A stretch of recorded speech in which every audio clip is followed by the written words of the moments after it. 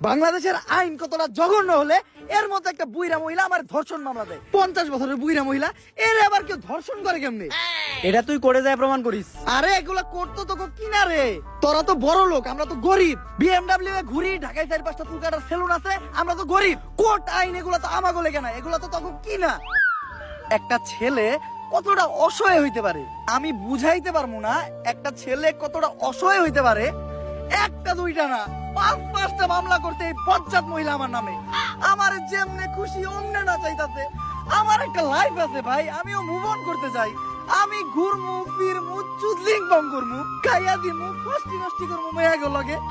আমার এখন আর জুনা নাইকেল খাইতে ভাল লাগে না, আমি এখন কুচি ডাব খামু। তুমি আমার বাসায় আসছো কেন? তুই আমার ফোনে ডাটা ট্রান্সফার করলি কি আমার অজ্ঞান কইরা? বাংলাদেশের ছেলেদের কাশের সাথে যে আমি চুদলিং বং করতে ওইটা নিলিকে তুই আমার ফোন থেকে ট্রান্সফার কইরা।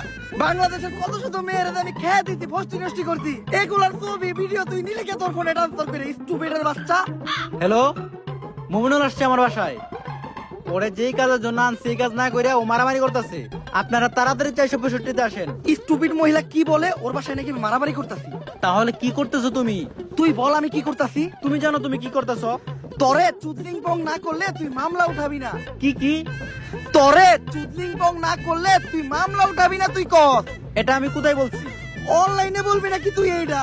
বাবা রে কি পড়িস মহিলা রে, ওরে চুদলিং পং করতে দে, আমার জীবনের চুদলিং পং হয়ে গেছে। কেউ আমার এই জায়গা থেকে বাঁচ।